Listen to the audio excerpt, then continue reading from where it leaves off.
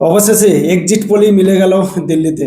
Maximum চ্যানেলের যারা exit pole দিয়েছিলেন তারা দেখিয়েছিলেন যে ওখানে সরকার গঠন করতে চলেছে বিজেপি।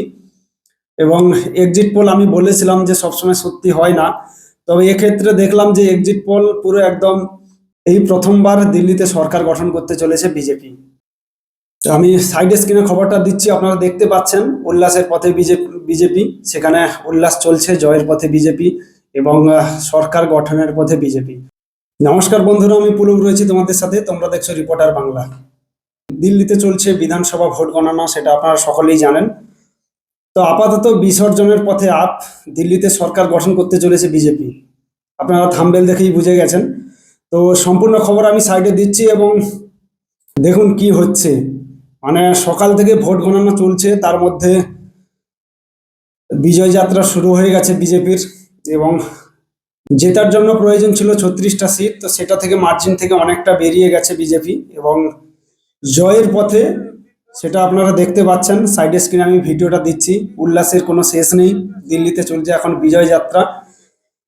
আর তবে দিদির মাথায় কিন্তু হাত, তার কারণ এই কেজরিওয়াল যিনি মুখ্যমন্ত্রী ছিলেন, এখন নেই, তিনি পরিষ্কার আগে জানিয়েছিলেন যে দিদির হাত তার মাথায় আছে, তো তিনি জিতবেন, এমনটাই তিনি দাবি করেছিলেন। তো আমরা তো প্রথম থেকে জানি দিদির হাত যার মাথায় সেই খাচ্ছে জেলের ভাত। মানে যার মাথায় দিদির হাত সেই খাচ্ছে জেলের ভাত, এটা আপনারা সকলেই জানেন এবং আমরাও জানি। তো কেজরিওয়ালের মাথায় হাত দিয়েছিলেন দিদি, তিনি জেল থেকে ঘুরে এসছেন এবং এই জেল থেকে ঘুরে আসার পর বর্তমান পরিস্থিতি এটাই যে সরকার গঠনের পথে বিজেপি।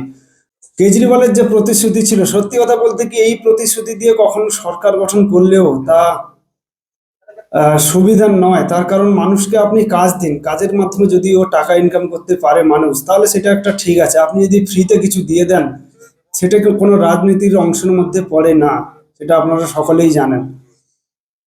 তো প্রথমবার দিল্লিতে সরকার গঠন করছে বিজেপি, এটা খুব আনন্দের বিষয় এবং উল্লাসের বিষয়।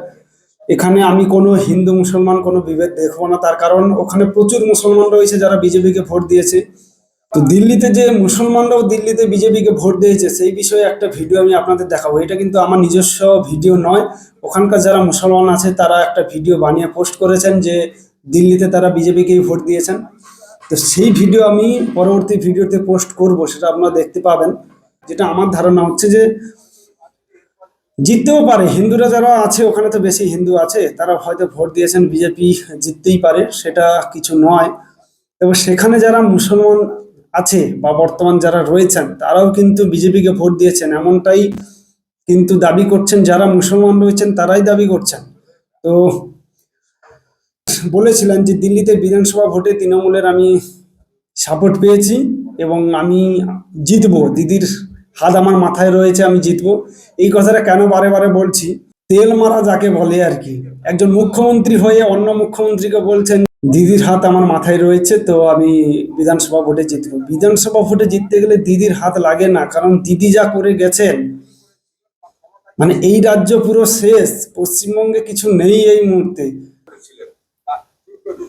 মানে দুর্নীতি করে যদি টিকিয়ে থাকা যায়, সেটা একমাত্র পশ্চিমবঙ্গকে দেখে অন্য রাজ্যের শেখা উচিত। আমি এটা জোর দিয়ে বলতে পারি যে দুর্নীতি করে যদি টিকে থাকা যায় বা জিতে যাওয়া যায় কোনো ভোটে, সেটা হচ্ছে পশ্চিমবঙ্গ। ওই সব থেকে বড় সমস্যা হচ্ছে ওই ফ্রি, প্রত্যেকটা জিনিস ফ্রি। কেজরিওয়ালের প্রথম থেকে একটা অভ্যাস হয়ে দাঁড়িয়েছে যে আমি ফ্রিতে দেবো, ফ্রিতে যেটা দেওয়ার সেটা দিন, কিন্তু মানুষকে কাজ না দিয়ে আপনি যদি বলেন আমি আপনাকে টাকা দিয়ে দিচ্ছি ফ্রিতে, আপনাকে জল দিয়ে দিচ্ছি ফ্রিতে, আপনাকে যাতায়াত করে দিচ্ছি ফ্রিতে, আপনাকে উমুক ফ্রি তুমুক ফ্রি, বিদ্যুৎ ফ্রি, মানে সব যদি আপনি ফ্রিতে দিয়ে দেন, তাহলে মানুষের তো ইনকাম করার ইচ্ছেই থাকবে না। যে আমি যে একটা কাজ করব, তো আমার তো ইচ্ছেই থাকবে না যে আমি যদি ফ্রিতে পেয়ে যাই তাহলে আমি কেন কাজ করব। তো সেখানে যারা শিক্ষিত মানুষ ছিলেন, যারা এটা বুঝতে পেরেছেন যে না, এটা এর বিরুদ্ধে প্রতিবাদ করা দরকার বা এটা ঠিক নয়, তো তারা সঠিক জায়গায় ভোটটা দিয়েছেন এবং ক্ষমতায় প্রথমবার নিয়ে এসছেন বিজেপিকে। তো পরবর্তী খবর আমি নিয়ে আসবো। এখানে ভোট হয়েছিল কিন্তু 70টা আসনে ম্যাজিক ফিগার ছিল কিন্তু 36 কিন্তু যে খবর আপাতত পাওয়া যাচ্ছে অনেকটাই পেরিয়ে গেছে বিজেপি। তো পরবর্তী খবর আমি নিয়ে আসবো, কি হলো না হলো আপনারা আমার সাথে থাকুন। প্রথমবার আমার চ্যানেলে এসে থাকলে আপনারা সাবস্ক্রাইব করে রাখুন, যাতে আমি আরো ভালো ভালো ভিডিও আপনাদের মাঝে পৌঁছে দিতে পারি। সবাই ভালো থাকবেন, সুস্থ থাকবেন।